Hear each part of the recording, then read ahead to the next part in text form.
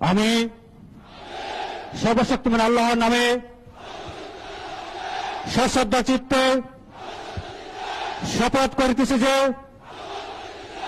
আমি গণপ্রজাতন্ত্রী বাংলাদেশ ও বাংলাদেশের সংবিধান এবং ঊর্ধ্বতন কর্তৃপক্ষের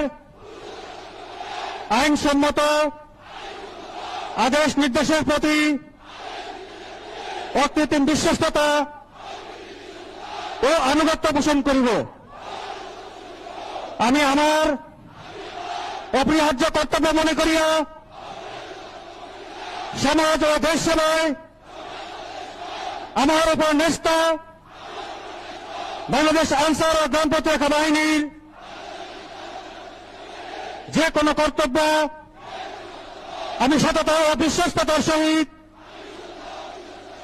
পালন করিব এবং দেশের স্বাধীনতা ও সার্বভৌমত্ব